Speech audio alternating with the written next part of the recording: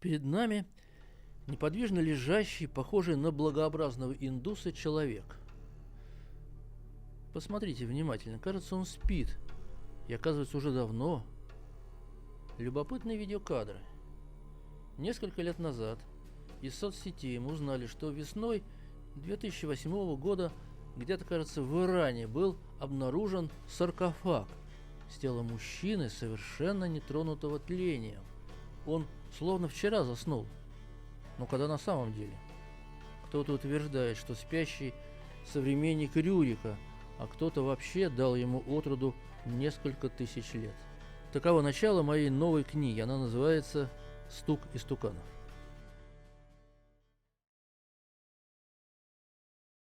Появились подробности. Вместе с саркофагом обнаружены 5 золотых книг и карта древнего русского государства. Все надписи на понятном нам русском языке. Дальше больше. Оказалось, что древнерусский покойник с внешностью индуса не совсем покойник. Его сердце бьется. И с каждым годом тело становится все более мягким, как у живого человека. Спящий как будто хочет ожить окончательно. Конечно, для какой-то грандиозной цели. Оказалось ведь, что он величайший волхв всех времен и народов Радомир. Откуда все эти подробности? Представители неких духовных традиций уже ментально общаются с магом. И люди клюют на такие фейки. Удивительно, как в киноподелках индийского Болливуда видят документальные кадры. Впрочем, перед нами действительно серьезный феномен. Находка соответствует ожиданиям и мечтам кем-то навеянным. Итак, якобы найденный, якобы Радомир, феномен неоязычества. Но неужели эта фикция обрастет плотью? Неужели сердце спящего забьется? Неужели некто великий, которого ждали уже давно, расправив плечи, восстанет из тесного саркофага забвения? Восстанет. И что он будет делать, если он маг? Пророчествовать и совершать великие знамения. Конечно, несуществующий Радомир не тот самый лжепророк, который будет предшествовать Антихристу, но ожидание Радомира, неоязыческие фантазии, то самое настроение, та самая правда жизни, на фоне которых лжепророк появится. Наверное, он появится и начнет пророчествовать с экрана телевизора. И дано быть ему дать и дух образу зверину, да проглаголит икона зверина. Живая икона, телевизор, монитор. Итак, из книги «Апокалипсис» мы знаем, что он действует в мире перед появлением Антихриста и со всей властью его. Творит чудеса и ими соблазняет людей. Показывает, как сделать изображение, икону Антихриста, исполненную его духа, в результате чего икона говорит и действует так, чтобы заставить людей поклониться ей. Сделает так, что люди, не поклоняющиеся иконе, будут убиваемы. Как видите, часть этих действий лжепророка я сформулировал в настоящем времени. Догадываетесь, почему? Когда мы говорим о приметах антихристовых времен, нам нередко раздраженно отвечают: какие приметы? Антихриста ведь нет еще. Все ждут Антихриста, а его пророка как бы забывают. Меж тем этот обольститель вступает в дело еще до появления своего патрона. Может быть, он уже действует в мире? Что ж, люди уже подсажены к антихристовой иконе экрана. Миллионы залипли, то ли смотрят, то ли дремлют. Кажется, существует закон сохранения сонной энергии в природе. Фикция Радомира просыпается, а увидевшие его на экране монитора засыпают. Им снится какая-то милая сказка. Ох, не надо верить этим снам. Когда-то Александр Македонский своим цивилизационным проектом «Эллинистический мир» обеспечил максимально возможные условия для распространения христианства в Ойкумене через греческий язык и присущее эллинской культуре чувство прекрасного. И вот какая параллель получается. Так и лжепророк приуготовляет все для распространения власти Антихриста в мире. Возможно, это английский язык вкупе с культом безобразного. Лжепророка апостол Иоанн Богослов видит в образе зверя, выходящего из земли. Это значит, что он человек, и вся его сущность, желания, мысли, чувства будут земными, чуждыми всему небесному. Он будет потакать и уже делает это через своих агентов всем нашим страстям, всем чувственным желаниям, а мы по-язычески обожествляем предметы вожделений и, не размышляя, признаемся так: обожаю этого тиктокера, обожаю эти конфеты, обожаю футбол, обожаю. Иными словами, из гроба восстает лжепророчествующее и соблазняющее нас неоязычество. Навеваемое им настроение – приуготовление антихристовой эпохи.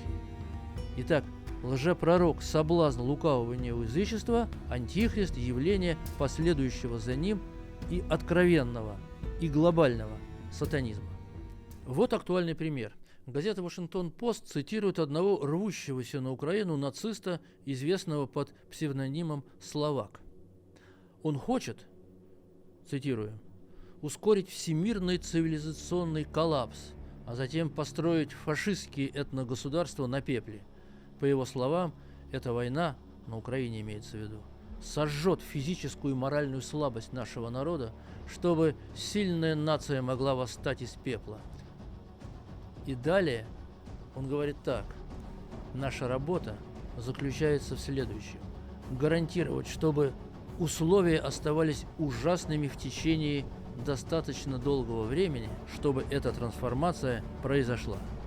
Наше будущее поставлено на карту. Мы можем не получить еще один такой же отличный шанс, как этот, пишет Словак. Конец цитаты. Какой пассаж! То есть, чем хуже ситуация на Украине, чем больше крови и разрушений, голода, страданий, тем лучше. Чистый сатанизм. Такой вывод делает автор сайта «Царьград» Игорь Пшеничников, и я полностью согласен с ним. И он еще подчеркивает, именно нацистские формирования препятствуют той работе, которую организует российская армия по решению проблем гуманитарной катастрофы. Может, причина вот этого поведения кроется как раз в исполнении этих самых сатанинских установок? Но вернемся пока к Радомиру. На месте фальсификаторов я назвал бы спящего Святогором. Очень уж красивая схема получается. Былинный языческий витязь, добровольно легший в гроб и оставивший после себя христианского богатыря Илью, помните былины, возвращается, а с ним золотой век нашего великого прошлого, время, когда золотым было все, и дети, и руки, и головы.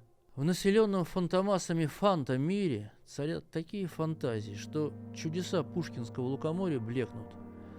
Под черными лучами нарисованного недавно коловрата расцветает несуществующий цветок папоротника.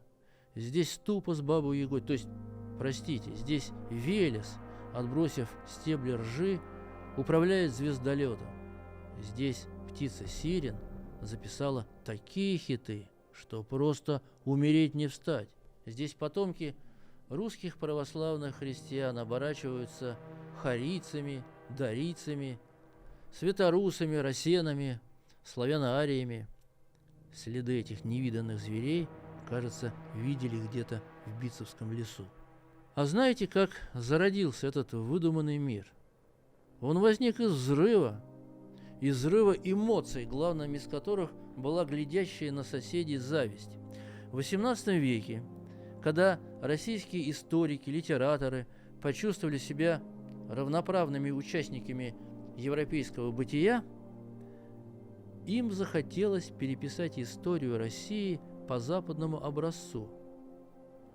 Согласен с этим выводом современного исследователя. Молодой империи нужна была прежде всего своя античность, легендарные правители, эпос, мифологический пантеон. У немцев языческий миф уже существовал, уже развивался в непредсказуемом пока направлении. Да, еще не зазвучало холодное величие опер Вагнера, еще не была построена рукотворная германская Вальгалла, копия Парфенона со скульптурами великих соотечественников. Еще много воды утечет в Рейне до появления эсэсовского общества наследия предков, Анненербе. Еще не вылетели из Асгарда асы Люфтваффе, но русских романтиков германские седины уже впечатлили. И вот профессор Дербцкого университета Григорий Андреевич Глинка пишет древнюю историю славян. Сей труд выходит в 1804 году, поэтический, совсем не научный, он даст начало множеству заблуждений о русской дохристианской мифологии. Вот с какой проблемой неизбежно сталкивается демиург неоязыческой вселенной. Славянские религиозные верования не успели развиться до уровня античных, по крайней мере, промысел Божий о грядущем русском народе не оставил достоверных знаний об устойчивых мифах, иерархии богов, их деяниях, их родственных отношениях. Но историкам XVIII века казалось, что можно и важно доказать, что все это было. Они по крупицам собирали сведения, и там, где оставались белые пятна, не стеснялись додумывать. Цитата. «И не лучше ли Фидасова Венера с подделанными во вкусе сего знаменитого древнего мастера руками и ногами, нежели когда бы осталась одна только ее туловище, и то, может быть, местами еще выбитое», писал в предисловии к своему мифологическому словарю Григорий Глинка. Итак, раздался стук инструментов, неизбежно сопутствующий рождению стуканов. Служители музы истории Клио стали высекать из своей фантазии отбитые руки Венеры. Что она делает ими? Кокетливо держит медное зеркальце, любуясь собою? А может быть, пафосно воздымает пергамент с русскими, этрусскими письменами? Это детали. Важен сам метод вольной реконструкции, который, кстати, оказался очень живучим. Соглашусь, именно так появилась русская кабинетная мифология, калейдоскоп никогда не существовавших или до неузнаваемости искаженных божеств, которых скроили по гомеровским фасонам. И вот все вместе они заселили русский Олимп, сошли с него в литературу, идеологию, и многие живы до сих пор. Вот история появления некоторых новодельных истуканов, нередко курьезная. Мы помним, как летописец перечисляет кумиров, установленных Владимиром на берегу Днепра. Первым он называет Перуна, древяна, а главу его серебряную, а ус злат. В XVI веке один из списков повести временных лет попал в руки барона Сигизмунда фон Герберштейна, дипломата, путешественника и автора записок о московитских делах. Герберштейн не сумел толком разобрать приведенный выше пассаж, и если был ус злат, получился услад. Потом это имя попало от немца к нашим пылким литераторам, и уже они сочинили усладу биографию покровителя наслаждений. Еще более счастливым оказалось прибытие из небытия бога любви, Леля. Его образ мы помним, прекрасно помним, и у Пушкина, и в Снегурочке Островского. Для достоверности была придумана еще и его мать, спутница Услада по имени Лада, а также брат Палель. А дело-то вот в чем. В 15-16 веках польские историки описали этих богов, приняв общеславянские напевы «Лель», «Палель». Они приняли их за отголоски языческих молитв, и русские ученые с огромным удовольствием развили эти яркие образы. Дальше. В пьесе Александра Островского «Снегурочка». Помним, да? Ярила, палящий бог ленивых берендеев, всеведущий, гневный. После гибели Снегурочки Ярила на посвященной ему горе является людям. В реальности Ярила – олицетворение летнего праздника урожая. Он встречается в фольклорных традициях некоторых, преимущественно южных регионов России. Так называли чучело, такой же, как Масленица, Кострома, Костробунька. Эти куклы изготавливали к празднику, их украшали, проносились песнями по деревне, а потом хоронили или сжигали. В этом ритуале писатели 18-19 веков угадали признаки солярного божества, домыслили всю его атрибутику, и таким он продолжает видеться нашим современникам, новым неоязычникам. Кто-то скажет, что перед нами интересная расшифровка фольклора, плодотворный метод реконструкции древнего культа. Однако я делаю другой вывод. Ярила и Кострома не боги, а чучела, но чучела, сделавшие блестящую карьеру. Так и в мире людей бывает. Кто-то хорошо пошутил, называя Калиду и Ярилу божествами, мы уподобляемся тем историкам будущего, которые считали бы, что наши современники поклонялись, кумачу Первомая или тыкве Хэллоуина. Поставьте лучше статуи американских богов. Неоязыческая вселенная зыбкая, как мираж. Она творится из фантазий, совпадений, созвучий, о чем говорит упоминание веков Трояновых в слове о полку Игореве. Конечно, о русском участии в обороне Трои. Еще историк XIX века Егор Классон создавал такие сюрреалистические картины. На них русские защитники Трои соседствуют с русами царя Соломона, и наши предки уверенно заселяют Геродотову Скифию. Теперь мы точно знаем, какими они были, с раскосами и жадными очами.